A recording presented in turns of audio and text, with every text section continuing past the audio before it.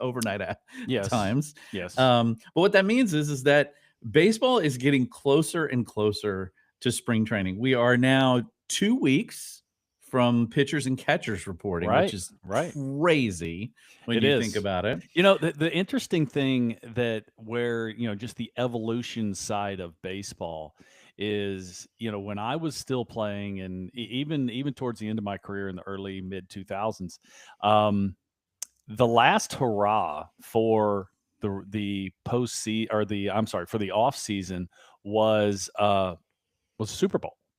Right. Super Bowl was usually about 2.5, maybe 3 That's weeks true. away I hadn't thought from about and that. then and that was, that was like, "Okay, we get a Super Bowl party, we get to watch a football game, and, okay, now it's time to start packing for spring training," throwing programs change a Right. little bit because now you're really getting ready for spring training. Well, now the Super Bowl has backed up into February, and, now it's almost, it's like 1 week, prior to pitchers and catchers. So there really is no dead period now. Now you have a dead week, Yeah, dead 5 days. it's it's crazy to think that, and of course, this is what happens in, with what has happened in sports is that the seasons have gotten longer and they've stretched over, and some of it, so not necessarily more games, just like, like basketball where they're just stretching the season longer because Yeah. they don't want to compress the season into, and they still want the same number of games because they don't want to lose money. Mhm. And you've got football who actually has added a week and plus 2 buys. So you've got this, and of course, this is all money for them too, because this Oh, is of a big, course. Yeah, of they course want it to is. stretch it out as long as they can. But I mean, baseball has done the same thing. yeah, that's true. We keep adding rounds. I There's, know. we're gonna Snow. have yeah. Wait till there's snow in the World Series. It's gonna Well, happen. oh, it will. It will. Eventually, there's no doubt it will. I mean, I can remember. You go all the way back to the 1991 World Series. Now, this is back, before divisional play. This Hmm. went. You had the League Championship Series and you Right. had the World Series, That's it. Just the pennant in the and World Series. and that was the worst to first World Series. That was the Atlanta Braves against the Minnesota Twins. It went 10th inning of the 7th game before there was a victor, and I think that was actually the game that that put Jack Morris in the Hall of Fame. Oh wow. He threw the 10-inning shutout in that game. I think that's what put him in the Hall of Fame, or at least pushed Wow. him over the top.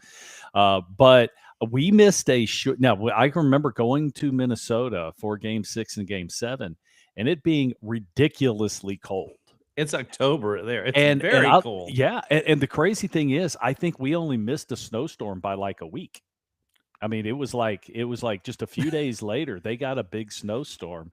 And so you also have to remember, this is October. This isn't November. Right. You were done by well before Halloween. You were Oh, done with yeah. Well, baseball. typically, I remember the World Series used to always happen about middle of October. It was like, I Yeah. remember the final game was like around the 15th. It was always Well, I right mean, think around that about this. time. If you win the World Series and you go, there's 2 7-game series. That's it. That's all Yeah. it's all potentially you're going to play in the postseason. It's 14 And they games. didn't have bunches of lag time in between either.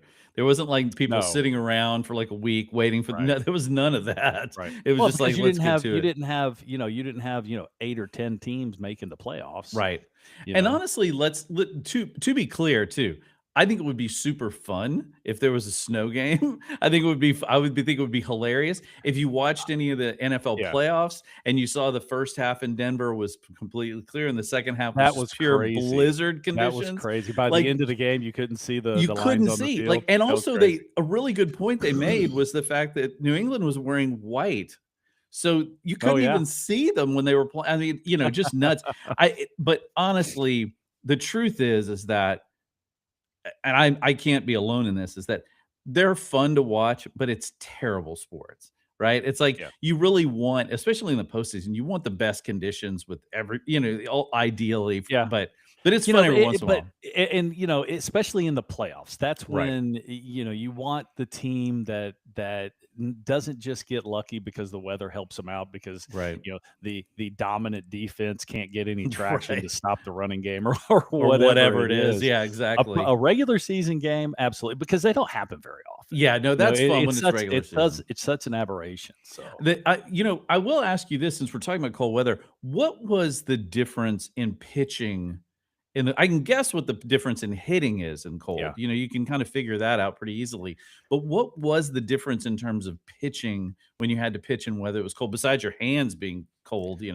Well, depending on how cold and how damp or if the wind was Mhm. blowing, it's just about getting a grip. I I mean, see. when you get cold and your fingertips, because you got to remember, it's like having the world's fastest sports car, but you put crappy tires on it. Guess what? You don't get to use any of that performance. And this is Right. kind of the same thing, trying to get the grip on the breaking ball, trying to feel, and if it gets really dry, it almost feels like the balls have a like a talcum powder, something Oh, on so it's it. really They're slick. that slippery. And to Wow. tell you the truth, it's as miserable for the pitchers as it is the hitters. Yeah. The hitters are reactionary to the pitch, and if you hit it off the end or you get jammed, yeah, it hurts, and it hurts that much I bet it worse. hurts really bad. And to tell you the truth, hitters will tell you, especially you go back in the day, hitters will tell you they don't like the pitchers not being able to feel the ball because you don't really know where the ball's going all the time. Oh, that's a good point. Yeah. That's a good point. You And can hit the when you mascot. can't when you can't feel your that's right, hit the ball. If you can't feel the fingers, you're not exactly sure. You're not exactly sure where it's going. So That's it's miserable for everyone. Yeah, I can imagine. I mean, listen, I like the cold for a while, but there's a reason I don't live up north. So I'll give you a story and we'll get into this. Yeah. So I am in A ball. I am playing in the Midwest League, playing for the Oof. Burlington Braves. Okay, they were only in Burlington in the Midwest League for a Burlington, couple years. Vermont? No, Burlington? Bur Burlington, Iowa. I Iowa is brutal in the winter. In the Oh, Midwest League, and they sent us up to like Madison, Wisconsin, or oh, something like that, early April. And people don't that know. league at that time had a Northern Division and a Southern Division. Well, you would think you would try and help people out a little bit and just play in the Southern Division, but no, Mhm. we go up to Madison, Wisconsin, which was in the Northern Division. Mm. And the only game that I truly just wanted to be taken out of, I was coming from Texas. I never, here in Texas, especially in the summer, never wore sleeves. Right. So I'm having to wear sleeves, so I'm uncomfortable. I could never do the long johns underneath the uniform. I felt too constrained. So Sure. I'm wearing my regular uniform. I don't know what the temperature was, but it was freaking cold. And there was about a 30-mile-an-hour wind right in my teeth. I mean, it's hit Oh, me right in the face. And you're going to love mm-mm. this. My manager Miserable. was Grady Little. Yes, that Oh, Grady Little, the really? Pedro Martinez Grady Little. Yes. Right. I was gonna say a And Pedro. so I'm just giving it up. I mean, I can't get loose. I can't feel the ball. I'm throwing the ball down the middle. I have no velocity. And when Grady comes out and hands and takes the ball, he puts his hands out. Grady was from, I think, North Carolina, but Mhm. strong Southern accent. Right. And all Grady had to say was, "Make sure you don't use up all the hot water." And he took the ball, and I'm done. I'm out. And back then, Ugh. the managers had to do a handwritten note on game notes on how you Oh, did. This is back before you were using computers right. to email your evaluations. Right. 2 And faxes probably. that night, the evaluation took Grady about 10 seconds, and all he said was, "I cannot evaluate anybody in this weather." That was his evaluation. That was great. That's fantastic, man. Grady was awesome. Well, I loved Grady. I don't know if I people actually had him multiple times. We kinda came up Oh, through the that's minor cool. leagues together. I don't know if people really fully understand how cold it gets in the Midwest. Like, Oh, I think people think about the far north, they think about Canada, but of course. I dated someone who was from Iowa. And Mhm. Iowa, if you've never been, it's actually a very pretty place, It but is. it is just dotted with farm towns. That's right. There's like one or two larger cities, Des Moines, Ames, but the rest of it is just tiny little farm towns connected by farm to market roads. That's And it. you'll go through a town and there'll be like 50 people. And then you go to another town and it's 150 people. One place has a grocery store, another Right. place doesn't. That's how it is. And it's just Yeah. patchwork in between. And this girl told me that when she was going to college at Iowa State in Ames, that there were days when the wind chill was 30 below when you would walk across campus. And that when you drove around in Mhm. central Iowa, because it was so remote, that you had to carry like a bunch of emergency stuff with you. So Oh, if in yeah. case your car broke down, a You'll snowdrift freeze could to death. just bury you That's right. and You no just one would even know you were there. And I'm like, why are you living in this place? I tell That's kids insane. all the time that players that are going to play in college and they want to go to the upper northwest, Mhm. Midwest, or go to the Northeast, and they're going to visit in June and July. I It's said that's all perfect. great, It's or even spectacular. if you go, you go. Just before school starts, Yeah, back then school didn't start till September. So you go in August and, maybe the leaves are starting to change and it's oh, it's beautiful. so pretty. I said, no, no, no, no, no. Go You there in need to go January. visit in January. Yes, Exactly. that's when you need to go when it is freaking freezing to death. That's when you're going to be going to school. When they're de-icing your damn plane just so you can That's get right. off just so you can land. Like, That's that right. kinda stuff is yeah, yeah. So I just I don't want anybody to have to plan. I remember I'll tell this one story and we'll move on from weather, but years ago, I was at Rockets training camp when they still used to hold it in Austin, Mhm. writing stuff about it. And I had a kind of a long conversation at lunch with Tim Frank, who at the time was the Rockets director of media relations. Now he's the director of media relations for the NBA. Really good dude. And he was talking about the early years when when Hakeem was still playing. And there was one time they were in Denver and they were driving to McNichols Arena, which was the old Nuggets building, and they drove past Mile High Stadium, and Hakeem was like, "What do they do over there?" And he's like, "Well, they." And of course, Hakeem famously came to Houston because he got out in New York and it was too cold, and came Right. straight to Houston, right? And he said, "What do they do out there?" And he goes, "Well, that's where the Broncos play. That's their football team." He goes, "They play outside in the winter." And he just looked at me. He goes, "Do they want to die?" That was his only question. And I remember thinking, "That is perfect." That is, hey, Absolutely perfect. hit it And the right on question the head. Hit not it a right not a on the bad head. question to ask. So one note before we get into the some roster talk, the Astros acquired Wei Tang from the Giants, as Mhm. we were talking about beforehand. He of a 7.30 ERA and 12 appearances over the past 2 Yeah. seasons. Although it does say that he was used as a swingman role in AAA and posted a 395. And as you and I were saying, look, if anybody can help get him under control, it's Sure. probably the Astros pitching staff. Yeah. Swingman, though, is the thing that when I read it, a little bit intrigued me because that is something the Astros definitely are going to need. They're going to need guys that can play multiple roles in the Yeah. bullpen. And that's a tough role. Yeah. Being the extra outfielder, being, the really the Mhm. hardest position on a baseball team is actually being a pinch hitter, being the Yeah. left-handed pinch hitter. Because you're all or nothing on one Yeah. swing. But being a swing man is probably the one of the toughest positions on the pitching staff, just simply because you have to be ready all the time. Right. At the beginning of the game, you have to be out there when the starting pitcher starts throwing Right. in case there's an injury, and you have to step in right away. Right. There's times that you're going to pitch, you're going to be in the mop up role. There's going to be times Mhm. that you may pitch leverage innings, and then your next time out, you're in the rotation. So very Right. difficult to do. And sometimes you'll have long pauses between Oh, yeah. your outings. So you might go 7, 8 days before you actually pitch. Yeah, True. it's a complicated role. And like, so look, anything the Astros can do for depth, I'm all for it when it comes to the pitching rotation. And I think the Astros clearly see that they're going to do whatever it is they have to do to have as many arms as Well, I possible. mean, it's not like they don't have plenty of practice at doing this. The Yeah, last 2 no years kidding. decimated it with injuries, and last year you thought, okay, we made it through, we made it through what would be 2024. Mhm. Okay, that's fine. Now 2025, and you have kind of the similar Very scenario. Now similar. you didn't lose 60% of your rotation in 2 days, but you still had a bunch of guys in there that you really weren't expecting to pitch, Right. and did it, did an adequate job. The pitching staff really wasn't the problem last No, it year. It was wasn't. consistent offense.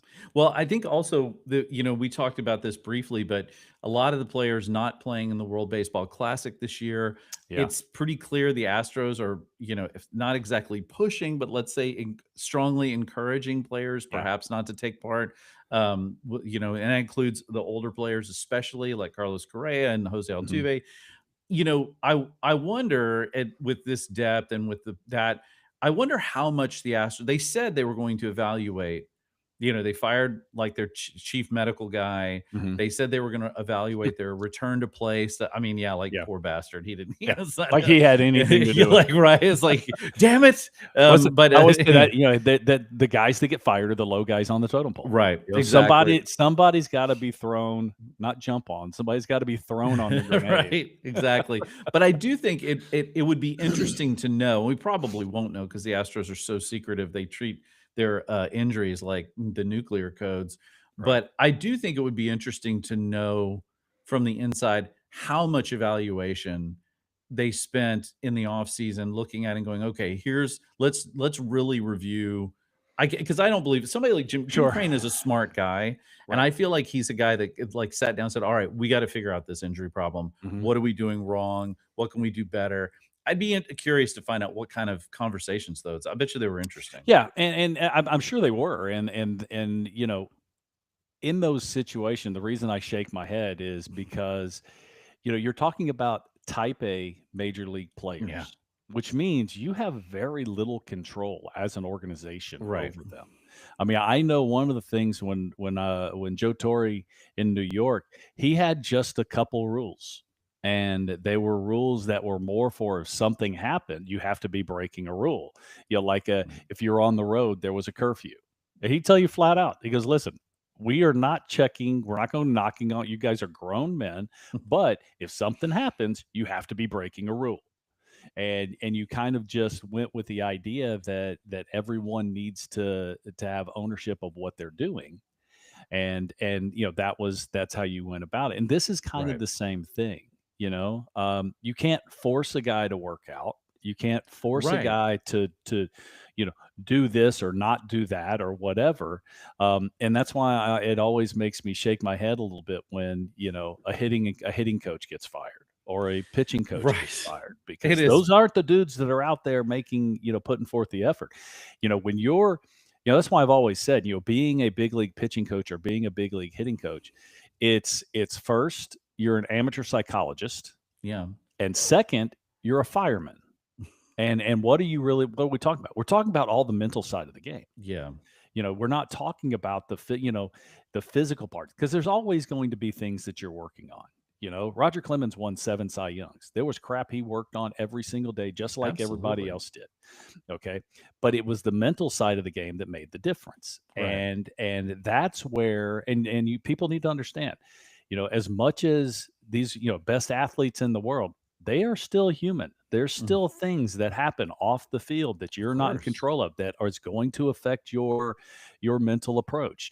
Were there times in my career that the last place I wanted to be was on a baseball field? Yes, there were, but I Of still course. had a job to do. And that's Right. where the coaching staff comes in, and the relationship you have with the players. That's where all that comes into play, that you can get something off your chest. Maybe it has nothing to do with baseball whatsoever, just with the idea of getting the player on the field and getting them to succeed, regardless of Right. what trials and tribulations they may be going through in their lives. Yeah, we do forget that. I think fans forget that like, these are we're not automatons and what's fascinating to me about this stuff, because I have always been very interested. I love going on like factory tours. I like Hmm. the being able to peek behind the curtain. I'm always Right. interested in what's going on back there and how the sausage is made, as they say. Yeah. And and so when you are around some, like the times I've been around players and the times you're around staff, and you sort of see how they interact with other people just on a human level, it helps to sort of better understand sort of what goes into that. I remember reading stories about guys who would come off of the field or the court or wherever it was, and just immediately go to the weight room and like Mhm. work out, and some of them because like stories about guys who just they didn't want to go home. They were Yeah, miserable, like they were unhappy because like a family member died, or like I right. remember reading a story about a Sure. guy. God, who was that baseball player? That was this was maybe 10 years ago, where people were like, he seemed really depressed. It was because his dog had leukemia. It's like dog was Right. dying, right? Yeah. And he had had the I dog for mean, like 15 years. It's just like, same human yes. element. And the problem, especially in this sport of baseball, Hmm. it's such a negative based sport Hmm. that it is the mental side of it is really the tough part of it. I mean, I talk to players all the time about this. Where is the next level in your baseball career? How are you going to, make the varsity team? How are you going to get to college? How are you going to become a Hmm. pro? Yes, there's always going to be physical things that you're working on, but it's really, can you focus? Can you concentrate through the trials and tribulations? Right. Through what the word that I use is distractions. Through all the Yeah. distractions, whether it's on the field or off the field, that takes away from our mental focus of just simply trying to do what we're being told to do. Yeah. I mean, even if you're just, yeah, look, we all have, what's the line always Dan Patrick used to say, like the rest of us, he's day to day. It's like, Yeah, right, it's like, right, I mean, right. everybody has to deal with stuff every single day, and Mhm. everything is not always hunky dory, no matter what you're doing. We need to talk a little bit. I mentioned before that when we were talking before this, that I see you, yeah, on your other podcast, you had Chandler Rome on, you were Mhm. chatting with this, and he wrote about the Astros sort of roster projections. He did a roster Yeah. projection of their players. I am this is something that I've been thinking a lot about. I've written a little bit about it in the off season, but as we get closer to spring training, the more I see it, the more I find this roster to be really just oddly constructed. Now, I know Yeah. some of it is oddly constructed just out of necessity. They lost their third baseman last year. They saw a chance to bring Carlos Correa back. They did it. It didn't matter that it was going to cause a logjam later, because who cares, right? You're Right. just trying to win ball games. But it does leave them in some very odd and complicated positions, because they have this, like we've talked about, they have this logjam in the infield, but also they have kind of a weird configuration in the outfield too. They do. Like this is not a it's a roster that seems to be imbalanced. And Yeah. so I think you very astutely said, when we're talking about it, that nothing's really going to happen, because there's always injuries, and so Right. you always need to figure that out. But it does make one wonder if at some point the Astros aren't going to have to make some kind of moves. Also for Yeah. the fact that they don't have very many players they can send down, right? They Well, don't have a lot of that guys with and options. that and, they've got a bunch of veteran guys that are under contract. Right. And that has as much to do with it as anything else. Yes, you love to have the versatility, but, just in the natural progression of what's happened here in Houston, you've end up having, a logjam in the Right. infield and question marks in the outfield. And, when you're, just a couple weeks from spring training starting with pitchers and catchers, and then a week after that, you have the regulars. And you throw the complexity of having the WBC at the beginning of this season. Mhm. Um, yeah, I mean, it makes things much more difficult. But having guys under contract, you say, well, just let them go. Yeah, you can let them go, but you still got to pay them. You gotta That's pay the him. Hey, that's yeah, the you gotta pay him. problem. And by the way, it still affects, like, your luxury tax Sure, standing. it does. So it's like it's still they're still on your payroll, and Yeah. it's not like you can just dump that money, That's why it's there's so much talk about trades. yeah. Not bringing in free agents is because now you can, if you can work out your, and listen, just having a one player for one Mhm. player trade is very difficult to do. Yeah. When you start having multiple players, that's why I think that's how the complexity grows. Well, you know what? He's a little bit better than the guy you're sending this way, so you need to throw in a prospect, or you need to throw Right. in money, or maybe we need to bring in another team. Now, a three-way Right. trade. Oh my gosh! Now we're talking about Right. Chinese arithmetic. And I tell you Get out the too, abacus. I Yeah. I tell you too, when you look at it, the complexity of the money situation, all of the things that go into it, with the variables that it comes from, at some point, the Astros, if they are going to make a deal, right? Let's say they decide to move, they're not going to move any. They're not going to be able to move any more prospects unless it's somebody way down on the prospect list. We saw this week the Astros have zero Yes. prospects in the top 100 on the top And I 100 list. saw just recently, it was put out, I can't remember who did. Ken Rosenthal was part of it, Yeah, that had ranked the minor league systems, and the Houston Astros, now this is his opinion, yeah. the Houston Astros were 28th, I Yeah, think, out of 27th, 30? 27? 27th. Yeah, Okay. yeah, the only and in fact, that was not Keith Law's list was even lower. I think Keith Law had them Okay, maybe it was Keith 29th. Law. Yeah, I Okay. think he had him 29th with the Padres being the only team that had a worse farm Right. system. Um, they're not gonna be able to move a bunch of, prospects. That those days are kind of gone. Yeah. The Astros did that already, Right. and so now they're gonna have to move from the 40-man roster. I will say though that because of all the logjam and stuff they are one of the teams that probably can do that.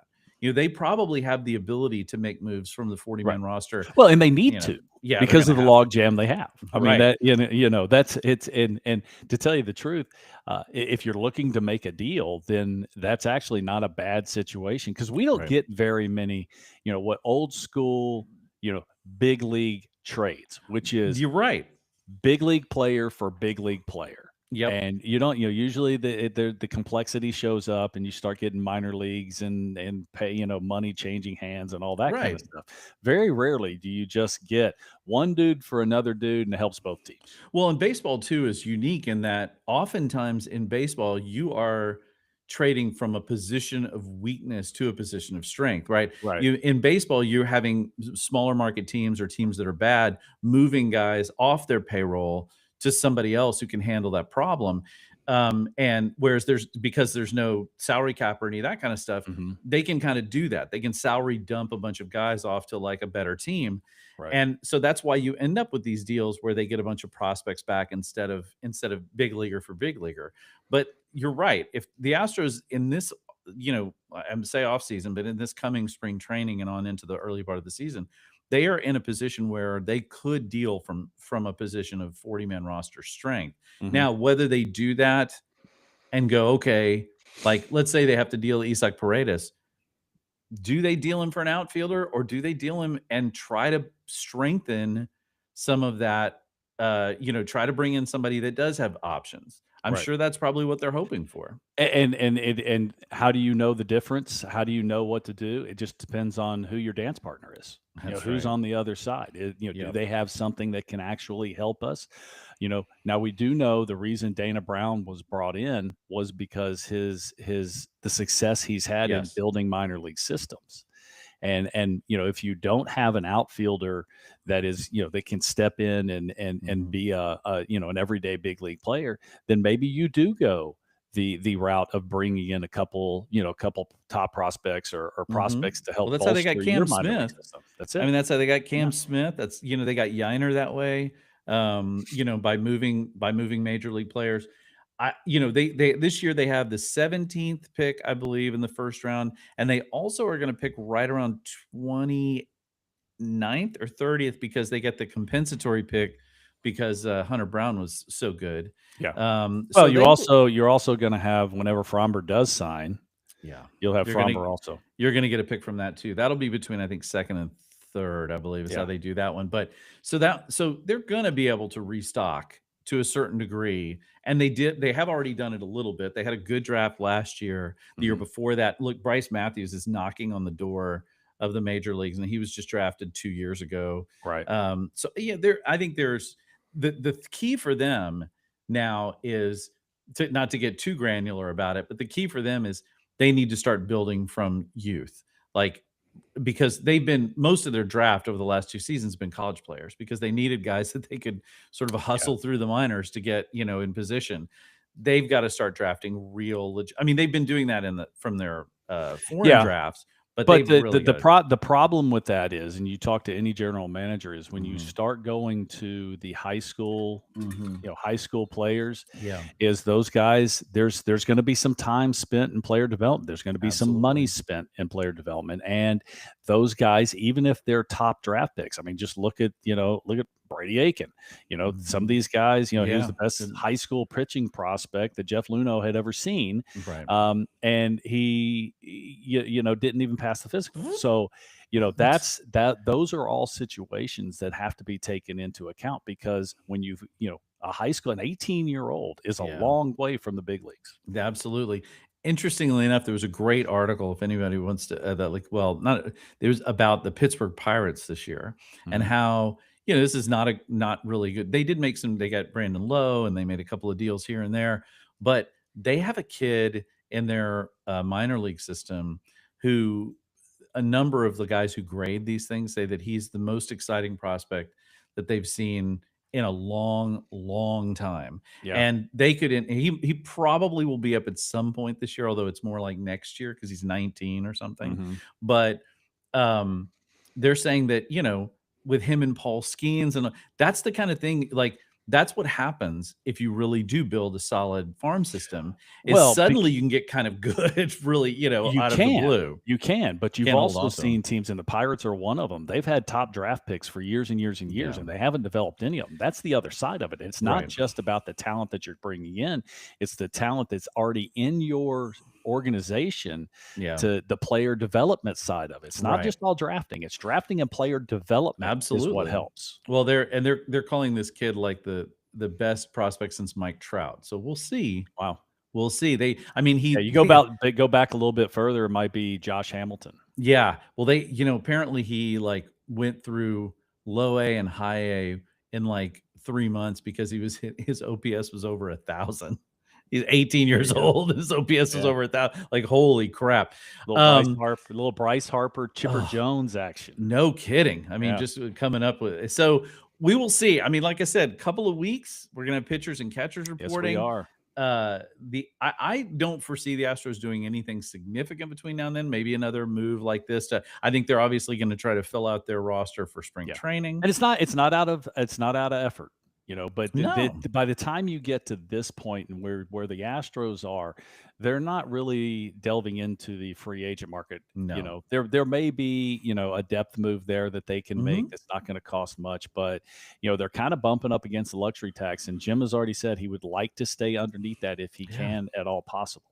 Well, and also, by the way, speaking of that, Fromber still hasn't signed. Yeah, That is a little that is weird. I crazy. mean, That it's is a crazy. Fromber Valdez. And at this point, if I were his agent, I'm telling him, okay, you know what? Stop even thinking about it right now. Let's get into spring training. Right.